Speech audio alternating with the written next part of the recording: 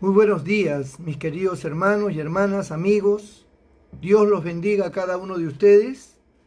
Aquí estamos en la batalla nuevamente, en la lucha. Esta pandemia no se ha terminado. Todavía siguen habiendo muchas víctimas de esta pandemia, siguen habiendo muchos muertos, muchos enfermos. Seguimos orando, seguimos en la batalla, seguimos buscando la misericordia del Señor para que Dios extienda su mano. Se anuncia que el día 4 de mayo estarán levantando acá en Perú, en parte, ¿no?, las labores ya de muchas personas y a mi punto de vista, bueno, preparémonos para lo peor, preparémonos para muchos muertos más, muchos infectados más, porque si ahora que todavía las cosas están restringidas, tenemos bastante afectado, imagínense cuando la gente salga, ya esto indica de que el pueblo peruano no aprendió la lección. Dios tenga misericordia realmente. Pero bueno, ya veremos lo que pasa. Seguimos orando por una vacuna, para que Dios provea una vacuna y se puedan salvar las vidas y Dios manifieste su misericordia. Bueno, quiero compartir esta mañana la palabra del Señor. Yo sé que hay temas que son escabrosos. Quiero tocar un tema bastante escabroso hoy, bastante complicado, pero lo quiero tocar porque es importante, es importante. Y quiero irme al capítulo 2 de Primera de Corintios, en el versículo 7 y 8, y luego me voy a ir al capítulo 1 de Efesios. Dice la palabra del Señor, capítulo 2 de Primera de Corintios, verso 7. Mas hablamos sabiduría de Dios en misterio, la sabiduría oculta, la cual Dios predestinó antes de los siglos para nuestra gloria, la que ninguno de los príncipes de este siglo conoció, porque si lo hubieran conocido, nunca habrían crucificado al Señor de gloria. Y ahora quiero leer en Efesios capítulo 1, versículo 3. Bendito sea el Dios y Padre de nuestro Señor Jesucristo, que nos bendijo con toda bendición espiritual en los lugares celestiales en Cristo, según nos escogió en Él antes de la fundación del mundo, para que fuésemos santos y sin mancha delante de Él, en amor, habiéndonos predestinado para ser adoptados hijos suyos, por medio de Jesucristo, según el puro afecto de su voluntad, para alabanza de la gloria de su gracia, con la cual nos hizo aceptos en el amado, en quien tenemos redención por su sangre, el perdón de pecados, según las riquezas de su gracia. Bendito el nombre del Señor.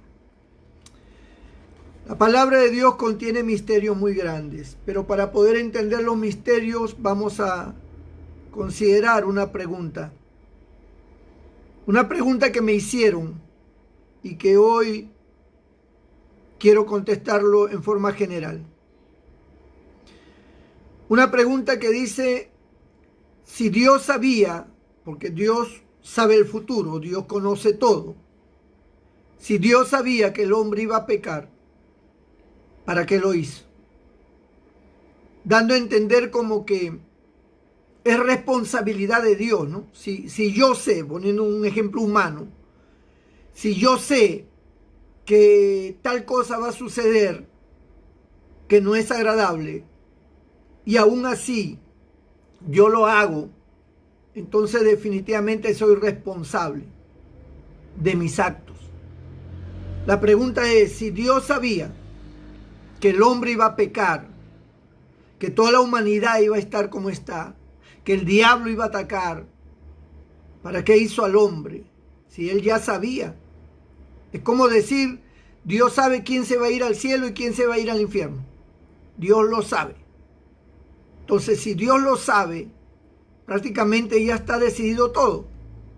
Prácticamente ya ¿Ya para qué? Pues no, o sea, el hombre no lo sabe, pero si Dios sabe quién va al cielo y quién va al infierno, entonces prácticamente en el corazón de Dios ya todo está decidido. Si Dios sabía que el hombre iba a pecar, que iba a comer del fruto, que iba a ser engañado por la serpiente, que el diablo se iba a meter en la serpiente y le iba a engañar, entonces, en cierta forma, como que Dios es responsable de todo lo que existe ahora, el pecado y todo lo demás. Eso es lo que la gente opina, o sea, es lo que una persona opinaba y me preguntó, ¿no? Y esta persona aludía de que Dios era responsable realmente. Acabamos de leer una escritura que está primeramente en Primera de Corintios, capítulo 2, donde el apóstol Pablo nos dice: mas hablamos sabiduría de Dios en misterio, la sabiduría oculta, la cual Dios predestinó antes de los siglos para nuestra gloria, la que ninguno de los príncipes de este mundo conoció o de este siglo, porque si lo hubiera conocido, nunca habrían crucificado al Señor de gloria. Hablamos sabiduría oculta, sabiduría en misterio. Pero dice el versículo 6, sin embargo hablamos sabiduría entre los que han alcanzado madurez. Y sabiduría no de este siglo, ni de los príncipes de este siglo que perecen. Hablamos sabiduría entre los que han alcanzado madurez. Comencemos por allí, para dar respuesta a esa pregunta de que Dios sería responsable, porque Dios, si lo sabe todo, ¿para qué hizo al hombre? Si ya sabía que el hombre iba a pecar. Cuando dice que hablamos sabiduría y que esta sabiduría entre la gente madura, ¿no? Porque dice, sin embargo, hablamos sabiduría entre los que han alcanzado madurez. De hecho, hay cosas que una persona que recién empieza en el camino del Señor no puede entender. Hay cosas que no se pueden comprender cuando uno está en una etapa de aprendizaje reciente. Una madurez es el conocimiento de Dios que Dios nos da a través de la revelación del Espíritu Santo. Dios revela su palabra, pero revela su palabra en la medida que nosotros avanzamos, creciendo y desarrollando espiritualmente. Nadie puede responder preguntas o conocer cosas cuando usted recién está aprendiendo. Es como querer meter álgebra en un niño de primaria que está en segundo grado y usted le quiere meter álgebra, trigonometría. Él no está capacitado para eso. Tiene que empezar primero por el ABC, tiene que empezar primero por la suma, la resta, la multiplicación, la división, para que podamos entender que un niño va a lograr luego captar enseñanzas más profundas, más científicas. Entonces, es necesario entender que usted nunca va a tener respuestas de lo que usted quiere si usted todavía no ha empezado el camino del Señor. Hay gente que se quiere justificar diciendo, pero ¿por qué esto? ¿Por qué Dios lo otro? ¿Por qué Dios? ¿Y qué existía antes de Dios? ¿Y que no sé cuánto? Y entonces preguntas cuando usted todavía ni siquiera se ha convertido a Cristo. Y algunos que están todavía en pañales, que están recién, ¿no? Como dice el apóstol Pablo, os di a beber leche y no vianda, porque sois carnales. Todavía recién están empezando, están todavía con todas esas mañas y esas cosas en su vida que tienen que ser perfeccionadas. Y usted quiere conocer cosas profundas y que le den respuesta, como que si no le damos esa respuesta, entonces definitivamente usted entiende que Dios es un Dios que falla, falloso, que Dios no tiene en realidad el control de las cosas, o que es irresponsable, y va a culpar a Dios de cosas que usted todavía ni entiende y que no está preparado porque está todavía pequeño espiritualmente. Entonces empecemos por allí. Sin embargo, voy a tratar de que usted pueda entender por qué Dios hizo lo que hizo? Si Dios sabía lo que iba a pasar, que el hombre iba a pecar, ¿para qué lo creó? Como que hubiera responsabilidad. Es verdad que Dios sabe todo. Él es omnisciente, omnisapiente. Él conoce todo, todo el futuro, todo lo que va a pasar. Por algo es Dios. Él lo sabe todo. ¿Que Dios sabía que el hombre iba a pecar? Sí, señores. Sabía que el hombre iba a pecar. Sabía que el diablo le iba a tentar. Sabía que toda esta catástrofe del mundo iba a venir. Dios lo sabía. Dios sabía todo eso. Y déjeme decirle, lo sabía mucho tiempo antes de que sucediera. Antes de que formara al hombre, ya Dios lo sabía. Entonces volvemos otra vez a la pregunta. Entonces, si sabía, ¿para qué? ¿Por qué hizo al hombre? Es que Dios no puede ir en contra de su esencia. Dios es así, Dios lo sabe todo. Dios sabe lo que vas a pensar de aquí a 20 años, si es que te diera la vida. Dios lo sabe. Dios no puede cambiar esa verdad. Dios no puede cambiar esa realidad. Pero Dios es infinitamente sabio. Su sabiduría excede todo conocimiento. Y en su gran sabiduría, en su gran sapiencia, Dios también sabiendo lo que iba a pasar, Dios estableció un plan para desbaratar esa obra diabólica. Porque el diablo siempre ha querido hacer creer que Dios es injusto. El diablo siempre ha querido hacer creer que Dios es malo, que Dios es totalmente egoísta, que todo lo quiere para él y que no le importan las muertes y no le importa nada. El diablo siempre ha querido presentar a Dios como un Dios irresponsable, malo, perverso, ¿no? El diablo dice antiguamente cuántos murieron y Dios mató mucha gente y mandó matar gente. Dios es malo, ¿no? Como que Dios, cuando usted tiene problemas, parece como que Dios no le oye y el diablo te dice, ya ves dónde está tu Dios. Parece como que Dios se gozara de que todas las cosas te salieran mal. Como que Dios se goza de que tú tengas el coronavirus en tu cuerpo, como que Dios no responde. ¿Dónde está Dios? Parece como que Él tuviera una morbosidad porque sufras. Y el diablo te mete todas esas cosas en la cabeza, presentándote a Dios como un Dios irresponsable y malo. Dios sabía lo que va a pasar, lo que iba a pasar, y Dios sabe lo que va a pasar definitivamente. Pero Dios es un Dios centrado.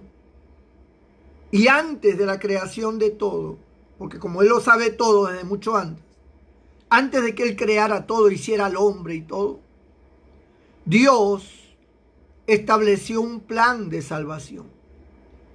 Un plan especial. Porque Dios sabía lo que iba a pasar, que el hombre iba a pecar. Pero al mismo tiempo, Dios dijo, pues bueno, el hombre va a pecar, pero yo voy a establecer, voy a fundar un plan de salvación para darle la oportunidad al hombre.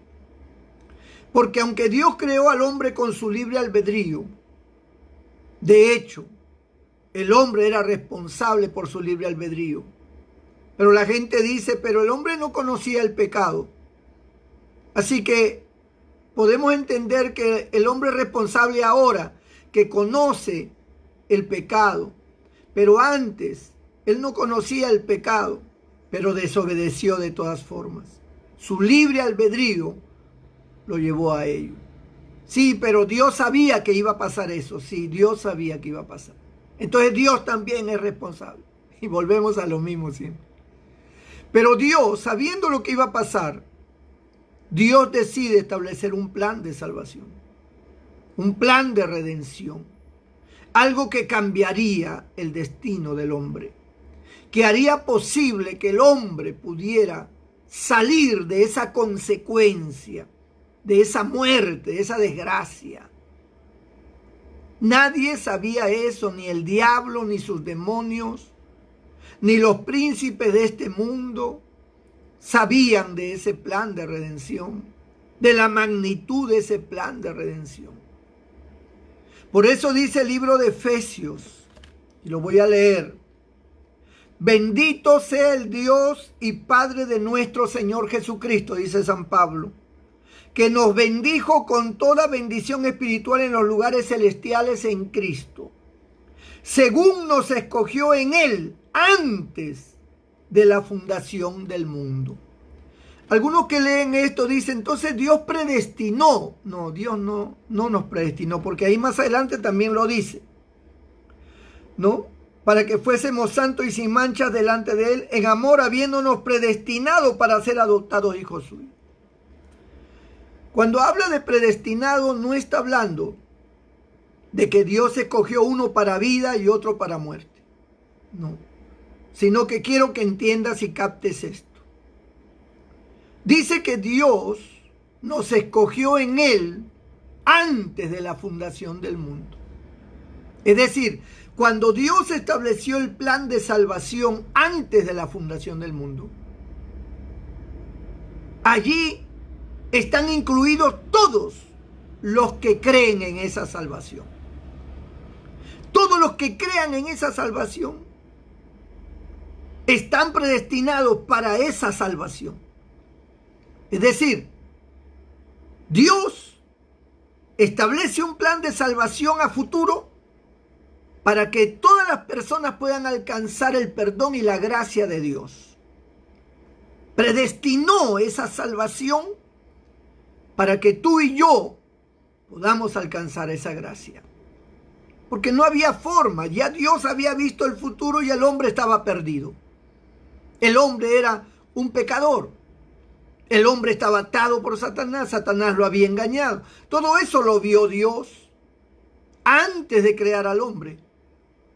Pero antes de crear al hombre, Dios dijo, Satanás cree que se va a salir con la suya. Él cree que va a lograr destruir lo que yo he creado, lo que voy a crear. Él cree que tiene dominio sobre la humanidad futura que yo voy a crear. Pero no será así. Paralelamente yo estableceré una alternativa que Satanás no sabe. Yo voy a establecer una salvación gratuita, gratis, por gracia. Para esto voy a sacrificar a mi único hijo, a Jesucristo. Lo voy a sacrificar. Voy a hacer que Él pague el precio. Voy a hacer que Él viva rectamente de tal manera que Satanás no pueda destruirlo. Y entonces Dios se hizo hombre. Y en la persona de nuestro Señor Jesucristo estuvo en este mundo y mantuvo su fidelidad hasta la muerte y muerte de cruz. De hecho, cuando Dios establece ese acto de salvación por medio de Cristo, Él muestra todo su amor y toda su misericordia a una humanidad que no tenía salvación, que no tenía perdón, que era inevitable ya, la muerte, el infierno y todo lo demás. Entonces, en esa salvación en Cristo dice, por eso dice, por gracia sois salvos. Y esto es por medio de la fe, no por obras, para que nadie se gloríe. Por eso es que nadie puede ser salvo por obras. Es por gracia, es por misericordia. Cristo pagó el precio al morir en la cruz y derramar su sangre. Él paga el precio por todos nosotros. Al decir paga el precio, estoy diciendo que Dios, el Señor, nos compra a nosotros, ¿no? ¿Cuánto vale esa alma? ¿Cuánto vale esa vida? Pues mi muerte. Yo pago con la muerte por el bienestar de todos. El justo, el santo, el que no hizo nada, el inocente, pagó. Pagó por nosotros que éramos culpables. Entonces, esa gracia nos alcanzó a todos. Esa gracia, esa misericordia nos alcanzó a todos. Si bien es cierto, Dios sabía lo que iba a pasar, que el hombre iba a pecar, también Dios sabía que por medio de Jesucristo y por medio de su salvación y de su gracia, los hombres iban a tener una alternativa de salir de esa realidad del pecado. El hombre solamente tenía que aceptar a Cristo. El hombre solamente tiene que aceptar a Cristo para ser salvo, librarse de la muerte. Ahí entra a tallar el libre albedrío. Ahí entra a tallar la misericordia y la gracia de Dios, porque ahora el ser humano está en él la responsabilidad de aceptar o no aceptar. Porque ahora el hombre ha visto que Dios se hizo hombre y que murió por nosotros, que derramó su sangre por nosotros. Que usted lo único que tiene que hacer para salir de esa realidad del infierno y de la condenación eterna y de la muerte es aceptando a Jesucristo. Dios planificó esa salvación. Dios la planificó. Por eso vuelvo a leer Efesios capítulo 1, verso 4. Según nos escogió en Él antes de la fundación del mundo, para que fuésemos santos y sin manchas delante de Él. En amor, habiéndonos predestinado para ser adoptados hijos suyos. Es decir, provocó la salvación para poder ser adoptados hijos suyos. Por medio de Jesucristo, según el puro afecto de su voluntad. Para alabanza de la gloria de su gracia, con lo cual nos hizo aceptos en el amado. Con el cual nos hizo aceptos. Cuando Adán y Eva pecaron, la Escritura dice que por cuanto el pecado entró al mundo por un hombre, así el pecado pasó a todos los hombres por cuanto todos pecaron. Por un hombre entró el pecado, pero el pecado se extendió a todos los hombres por cuanto todos pecaron. Y dice la Escritura, amado hermano, que la paga del pecado es la muerte, ¿no? Por un hombre entró el pecado, se extendió a todos los hombres, y la Biblia también dice que no hay ninguno bueno. En Romanos 3, verso 10 dice que por cuanto todos pecaron, todos fueron destituidos de la gloria de Dios. Todos. El diablo dijo, yo tengo bajo el control todo. La humanidad está en mis manos. Dios no puede hacer nada. Yo le arrebaté a Adán y Eva el cetro de autoridad en el mundo porque yo lo hice pecar. Y no hay nada que pueda cambiar esa realidad. Ahora el hombre es un ser atado. Ahora el hombre es un ser que hace mi voluntad. Porque todo el que hace pecado, dijo Cristo, esclavo es del pecado. Así que el hombre es un esclavo ahora de mi voluntad, dijo el diablo. Y por lo tanto todos los hombres están bajo mi control. Pero él no pensó ni se imaginó el plan de salvación que Dios tenía. Él nunca lo entendió. Cuando Cristo vino, vino como hombre. Fue el único hombre que no pecó. Así que él era el único que podía redimir, porque para poder redimir al hombre no podía pecar Cristo. Y él vino como hombre, sufrió las tentaciones, las afectaciones del tiempo, tuvo hambre, es decir, tuvo dolor, tristeza, sufrimiento, como hombre. Pero él venció. Él murió sin pecado personal. Él no murió por su pecado porque él no cometió pecado. Como cordero fue llevado al matadero, dice Isaías 53, y no abrió su boca. Fue llevado al matadero y murió. Pero él no murió por su pecado. Él murió por el pecado de todos nosotros. Él cargó el pecado de todos nosotros. Siendo inocente, siendo santo, cargó el pecado de nosotros y murió en aquella cruz. Tanto así que cuando Dios el Padre vio el pecado de la humanidad, pasada, presente y futura, porque Cristo murió por todos, ¿eh? Por todos. Los que murieron en el pasado, los que murieron en el presente y los que iban a morir en el futuro. Por todos murió. O sea, todos tienen acceso a la gracia. Todos.